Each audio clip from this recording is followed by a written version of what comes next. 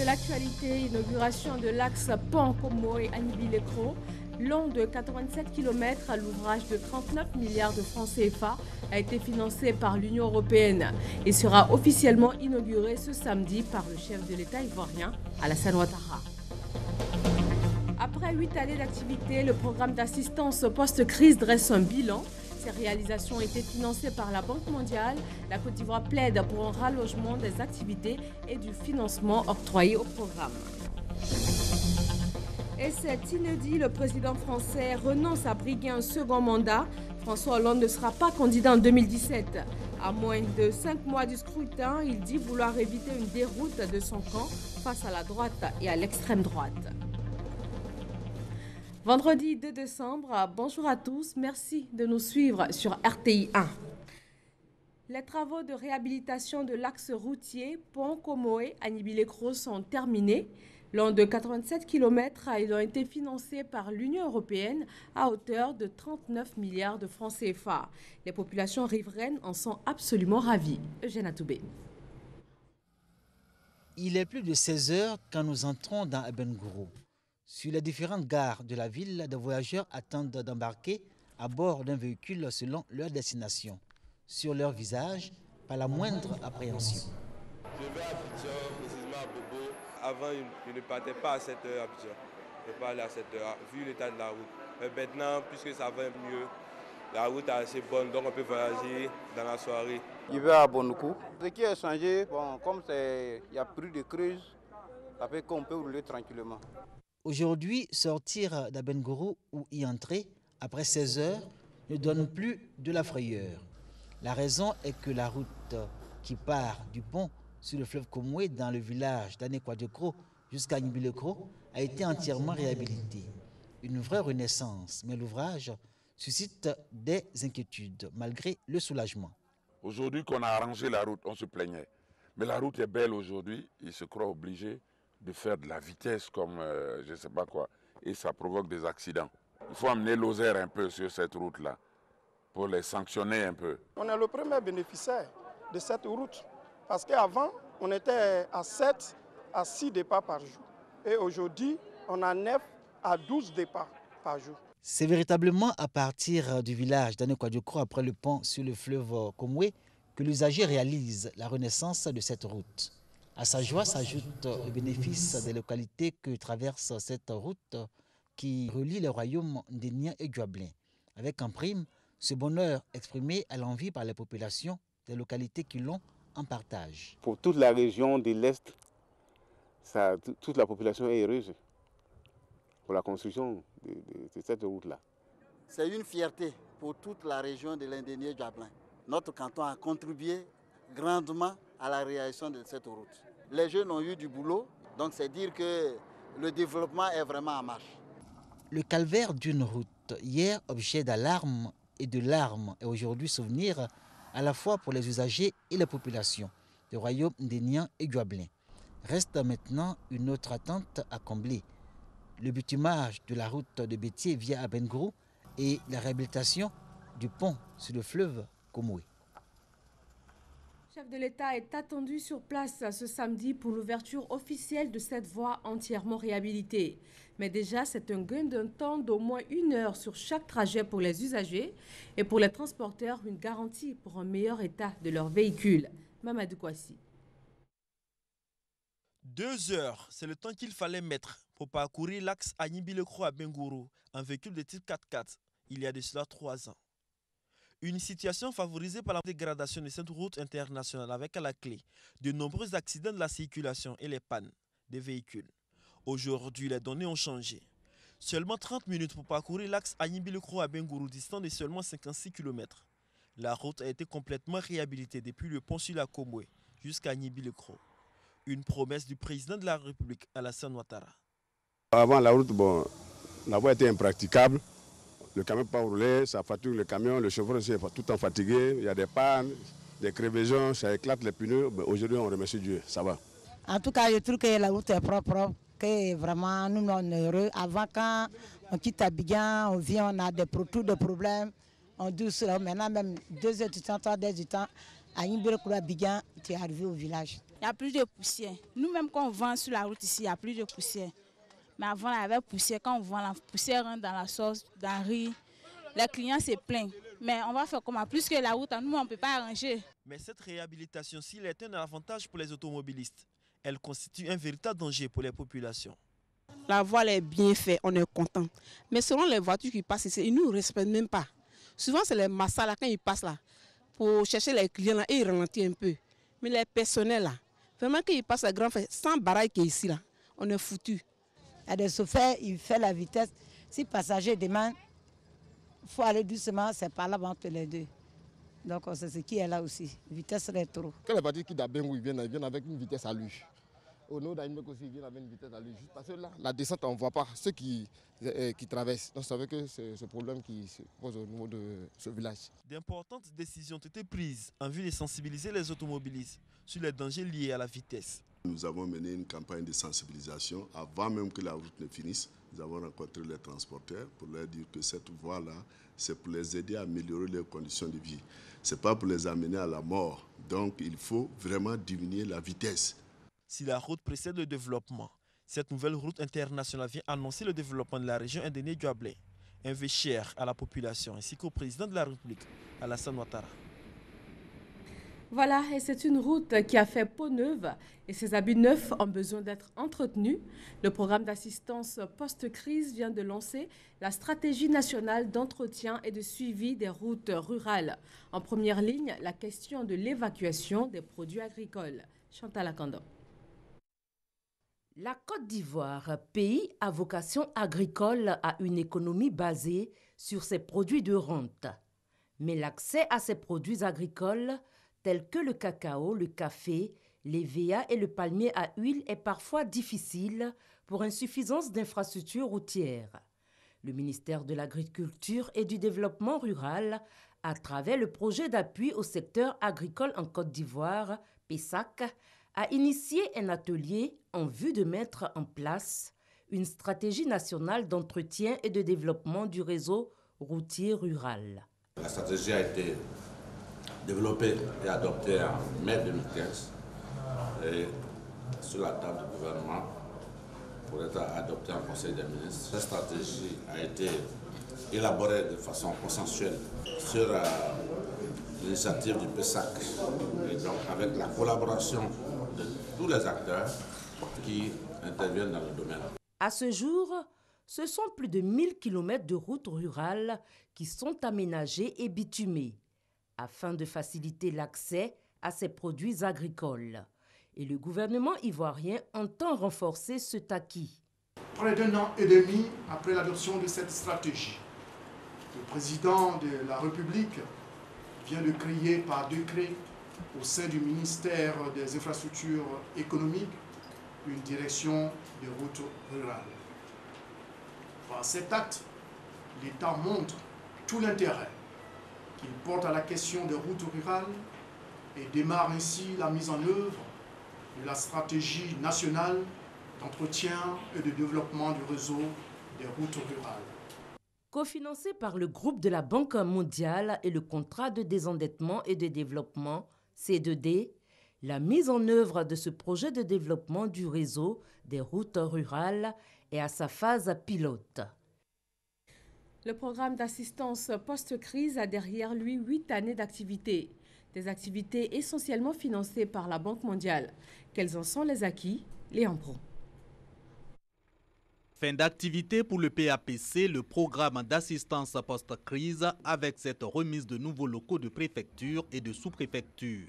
10 infrastructures qui portent à plus de 100 les réalisations dans le cadre de l'appui à l'identification en 8 ans. Nous avons construit à peu près 105 sous-préfectures et 21 préfectures. Puis un centre d'archivage judiciaire à Boaké et à Daloa.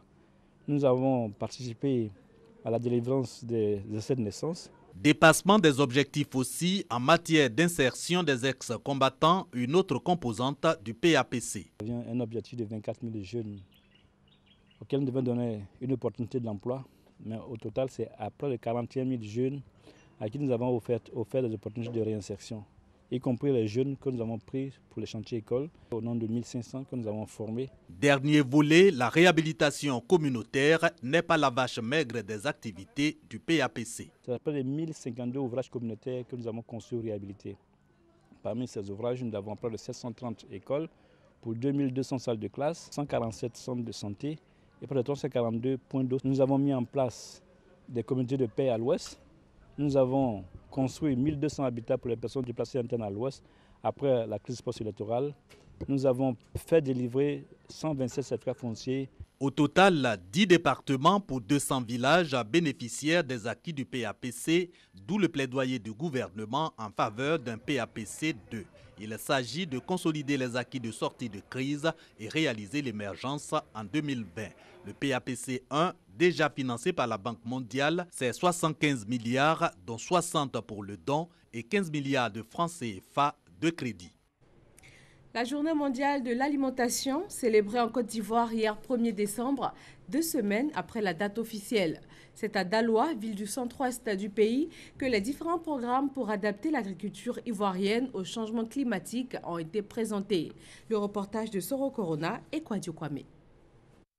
Pluie tardive, courte et irrégulière, raccourcissement des périodes agricoles. Conséquence, baisse de production agricole menaçant du coup la sécurité alimentaire en Côte d'Ivoire. Ces effets du changement climatique interpellent l'Organisation des Nations Unies pour l'alimentation et l'agriculture FAO. Pour coller à l'actualité, la 36e journée mondiale de l'alimentation a pour thème « Le climat change, l'alimentation et l'agriculture aussi ». C'est la ville de Daloa, dans la région du Haut-Sassandra, qui a abrité cette célébration. Il a été question pour les experts du domaine de présenter les stratégies et les différents programmes mis en place pour adapter l'agriculture ivoirienne au changement climatique. Le Programme national d'investissement agricole, PNIA, prévoit des dispositions. Les plans améliorés que nous fournissons aux producteurs sont des plans adaptés au changement climatique, des plans développés par le CEDRA que donc, nous finançons et que nous mettons à la disposition des producteurs. Koulibaly Siaka, directeur de cabinet représentant le ministre Koulibaly Mamadou Sangafoua, a invité la population ivoirienne à changer de mentalité et de techniques culturelles face au changement climatique. L'alimentation ne changera pas si on ne change pas de mentalité et les pratiques culturelles ne changeront pas si on ne change pas de mentalité. Il y a certaines régions où les gens ne mangent pas l'igname, ils ne mangent pas le manioc. Le totem, on le respecte quand on peut. Mais quand on voit que la vie est menacée, on fait sacrifice pour lever le totem. À travers le thème, le climat change, l'alimentation et l'agriculture aussi. La FAO veut amener les différents pays à mettre en place des dispositions afin de nourrir de manière durable la population mondiale qui ne cesse de croître. Créée en 1945, l'Organisation des Nations Unies pour l'alimentation et l'agriculture travaille à faire prendre conscience le problème de la faim dans le monde. La nutrition, l'alimentation des élèves, des facteurs importants pour la réussite scolaire. Les cantines de Côte d'Ivoire vont bénéficier d'un important appui de l'État américain.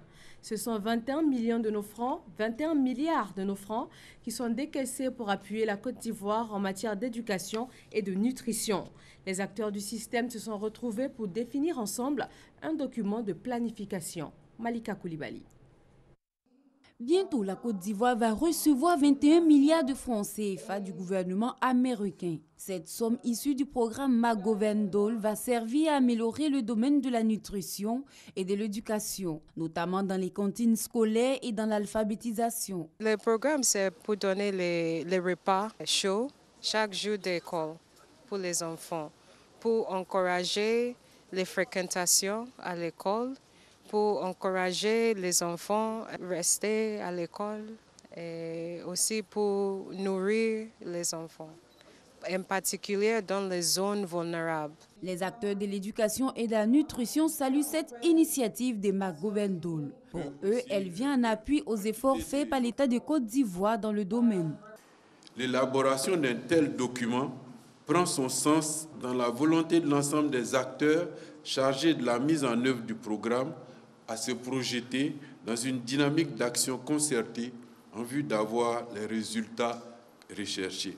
Conduire tous les enfants de Côte d'Ivoire vers la réussite à l'école. Au niveau des cantines scolaires, nous avons les repas scolaires. Donc nous avons déjà identifié les écoles, Maintenant, les repas scolaires vont être fournis aux enfants sur 120 jours. Maintenant qu'il y a mercredi qui s'est ajouté, on aura plus de 120 jours.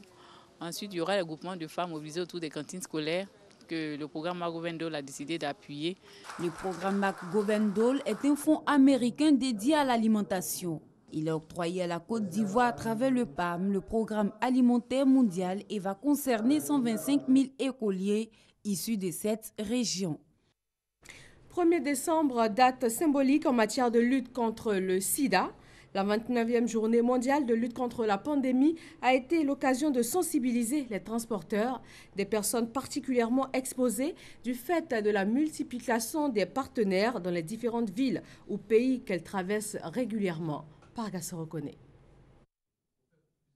Après 3 ans de mise en œuvre du projet « Soutenir l'agriculture familiale pour la promotion de la nutrition, l'équité et le genre » dénommé Change, les responsables de l'ONG Hélène Keller International jugent le bilan satisfaisant. Basé sur l'approche de production vivrière améliorée, le projet Change avait pour objectif l'amélioration de l'état nutritionnel des femmes et des enfants de moins de 5 ans à travers un meilleur accès aux aliments d'origine végétale et animale. Les résultats obtenus sont très intéressants. Ils se situent à au moins 3 niveaux. Le premier niveau, c'est la maîtrise des techniques culturelles au niveau de nos bénéficiaires, non seulement des techniques culturelles végétales, mais également avicoles. Parce que nous avons appris directement à nos bénéficiaires à travailler la terre avec des stratégies plus modernes. Mais également, nous leur avons appris des techniques d'élevage de poulets. Représentant le ministre de l'Agriculture et du Développement rural, Soumaïla Kwasi Bredoumi, a dit la reconnaissance du ministère et du gouvernement pour la réalisation du projet Change qui s'inscrit dans la vision de l'État de Côte d'Ivoire. Dans nos dispositifs agricoles, la sécurité sanitaire, tout ce qui est produit vivrier, c'est d'abord les femmes. Il y a aussi que tout ce qui est pratique, bonne pratique de nutrition, c'est les femmes. Donc, si les femmes adoptent les bonnes pratiques nutritionnelles, les bonnes pratiques de production de sécurité alimentaire, les bonnes pratiques de gestion des ressources nutritionnelles de la famille ne fait qu'aller de l'avant. Le projet Change, ainsi que son approche genre cultivant les relations, a couvert 43 villages issus de 4 régions, le Poro, la Bagoué, le Bonkani et le Gontougo, et a fait 2876 bénéficiaires directs et 14 000 bénéficiaires indirects.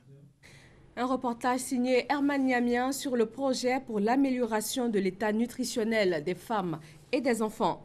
Nous allons maintenant parler de lutte contre le VIH-Sida avec cette sensibilisation à l'attention des conducteurs de gros camions.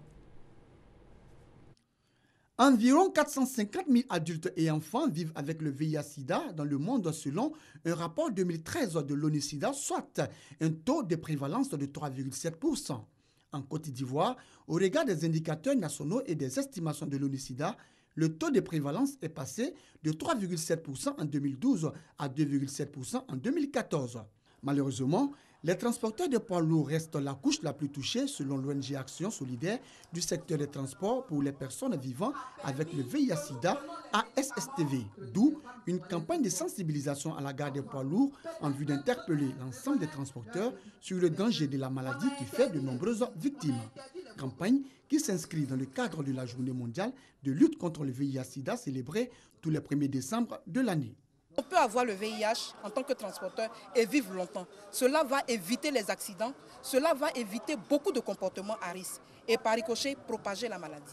Le message de l'ONG Action Solidaire du secteur des transports pour les personnes vivant avec le VIH-Sida est bien perçu par les transporteurs des poids lourds. Les chauffeurs, ils ont l'argent de leur patron. Alors, quand le chauffeur enlève l'argent devant les filles là, alors c'est pas la peine. Les filles ne peuvent pas tenir encore. Alors, tout ce qui est demandé aux filles maintenant, alors la fille accepte. Alors, c'est un gangrène vraiment pour eux. Partout où on bouge un peu, quand on voit une fille qui est bien posée, on dit « Ah, elle est très belle, il faut que je passe derrière. » Mais tu ne sais pas ce qui est elle. C'est vrai, en haut elle est jolie, mais en bas tu sais pas ce qui est passé elle. Voilà, donc il faut être très très attention. Témoignages, démonstrations et distribution de préservatifs ont également marqué cette campagne de sensibilisation sur le VIH-Sida à la gare des poids lourds d'Adjamé.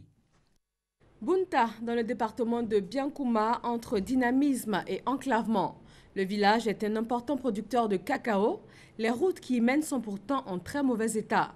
Les infrastructures sociales y sont quasiment inexistantes. Eugène Atoubé. Vu de dessus, on aurait dit un objet minuscule posé dans une cuvette. De plus près, on découvre un village établi au milieu des montagnes à l'ouest de la Côte d'Ivoire. Bienvenue à Bounta, au cœur du pays Yacouba. Visite surprise, une mission de la délégation régionale du Conseil du café cacao de Mans est arrivée dans le village.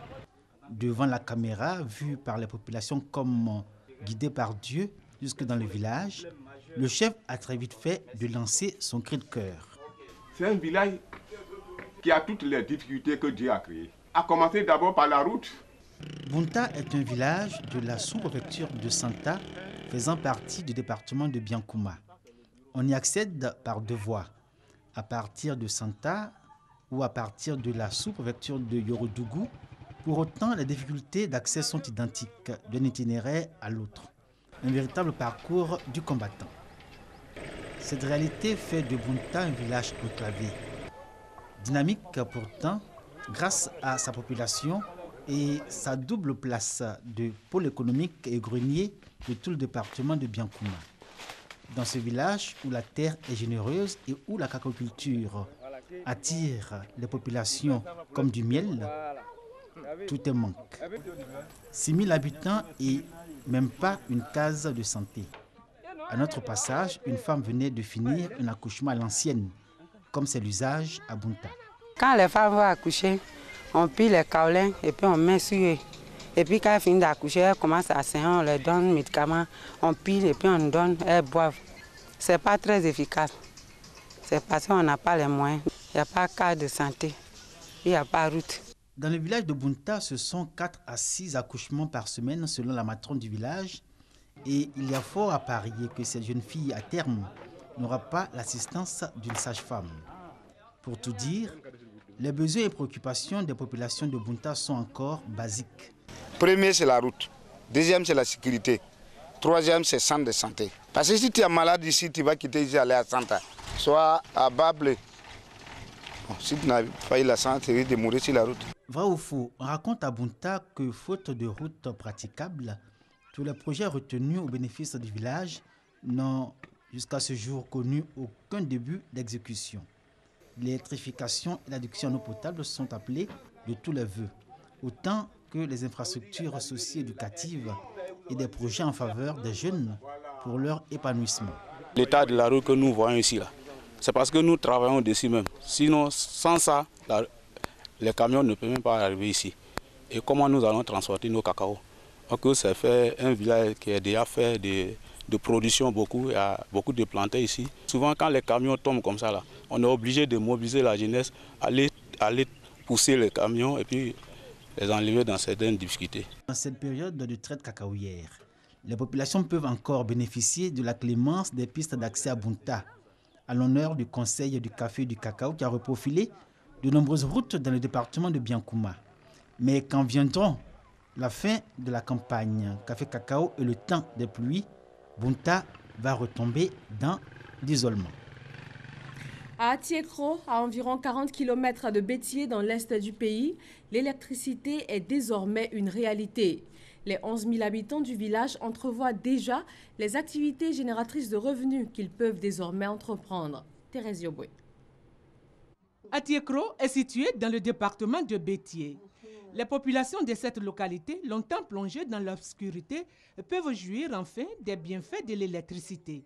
Le village vient d'être raccordé au réseau électrique national grâce au programme présidentiel d'urgence. L'événement a été célébré dans la ferveur en présence des autorités administratives, politiques du département de Bétier.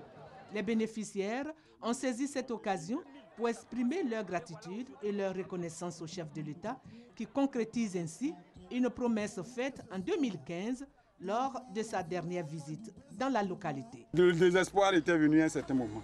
On n'a vraiment pas pensé qu'en 2016 on aurait l'électricité.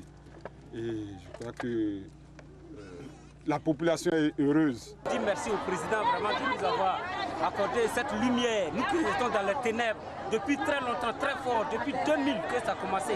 Et voilà, aujourd'hui, nous sommes très fiers d'avoir cette électrification. Nous vivons l'eau glacée. Le sous-préfet de Diamarakro a joint sa voix à celle de ses administrés d'Atiekro pour dire grand merci au chef de l'État pour toutes les actions qu'il mène en faveur du développement de sa circonscription et surtout pour le bonheur des populations. Après l'électricité, la population d'Atiekro sera bientôt fournie en eau potable avec la mise en service dans les mois à venir de son château d'eau d'une capacité de production de 50 mètres cubes. Direction Badiakara, zone centre de la Côte d'Ivoire dans le département de Katiola. Les bureaux et la résidence du sous-préfet sont prêts à l'usage. Ils ont coûté 150 millions de nos francs. Parga se reconnaît.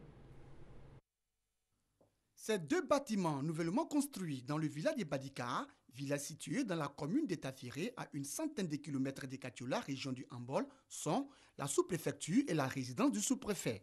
Ils ont été construits sur une superficie de 4500 mètres carrés à plus de 150 millions de francs CFA par l'un des fils du village, Traoré Nyouma-Plein Brahima, par ailleurs président du conseil régional du Hambol.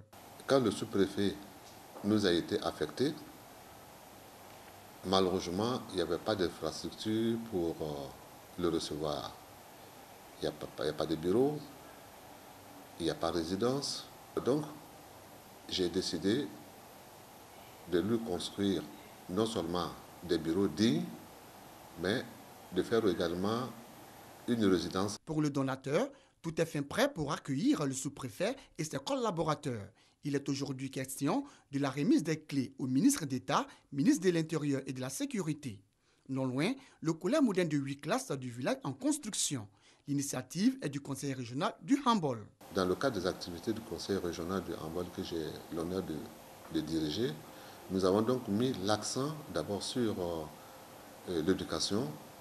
Et c'est à ce titre que j'ai décidé donc de doter toutes les sous-préfectures de collèges de proximité. Les travaux ont démarré à Badika, à Fumbolo également on a démarré les travaux. Selon les responsables du conseil régional du Hambol, de nombreuses autres infrastructures et chantiers, notamment des établissements scolaires, sont en cours de finition dans d'autres villages et villes de la région du Hambol.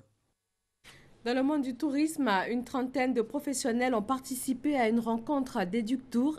Côte d'Ivoire Tourisme fait du charme aux agences de voyage. Les meilleurs atouts de la destination Côte d'Ivoire ont été présentés à ces professionnels du tourisme. Patricia Omoetia. L'itinéraire nous a conduit à Azopé au Mont Mafa, un patrimoine touristique. Le groupe est accueilli par le sacrificateur. Il a fait l'historique de ces montagnes sacrées de Bessédi-Briand. Pour le peuple acquier, c'est un lieu de recueillement spirituel et de purification. Ces montagnes, par leur caractère sacré, exauceraient les vœux des visiteurs selon les anciens. Après avoir sacrifié à la tradition, quelques membres du groupe ont commencé l'ascension du Mont Mafa. Une expérience bien difficile pour certains. Autre étape de ce Éductour, à Bangourou. Le palais royal nous a ouvert ses portes. Grâce aux explications du guide et conservateur du musée, les secrets de la cité royale de l'Indélé nous ont été dévoilés. À Tanda, la rivière Mafilé a accueilli le groupe avec les silures sacrés de Bokoré. Des poissons que nul n'a le droit de manger, car la vie de chaque habitant du village est liée à ces poissons sacrés. Vivre là, créer votre village, mais tous les amphibiens que vous trouverez dans cette eau-là, protégez-les. Ce sont mes enfants. Vous ne pouvez pas les maltraiter. Que ce soit, comme je dis, amphibien, tout ce qui est poisson, caïman, serpent, tout ce qui est dans l'eau, vous devez protéger. C'est ainsi que les grands-parents ont donné leur accord, sont acceptés. Et depuis, je vous dis que c'est dans les années, c'est l'arrivée de Samori. Or, Samori, quand 1800, Samori a été capturé en 1898, donc ça c'est l'histoire. Bon. Donc c'est dans les années 1800. Donc depuis qu'ils sont là, les parents et tous les amphibiens, tous ceux qui sont dans l'eau, en tout cas vivent en parfaite harmonie. La journée s'est poursuivie et a pris fin à Bondoukou avec la découverte de la danse des nobles, le Obi Dembi. La chose se précise en Gambie. Depuis hier, jeudi 1er décembre, devant les premières tendances, Adama Barrow serait en pole position. Selon le président de la commission électorale, Yahya Jammeh s'apprêterait à reconnaître sa défaite. Le président sortant est au pouvoir en Gambie depuis 22 ans. Il brigue cette année un 5e mandat. Et puis en France, le président François Hollande a renoncé à un second mandat, une première dans la 5e République française. À 5 mois du scrutin, il dit vouloir éviter une déroute à son camp face à la droite et à l'extrême droite. Le Premier ministre a réagi par un communiqué où il salue l'action du président François Hollande. Merci de votre attention, excellent vendredi et très bonne fin de semaine à tous sur RTI 1.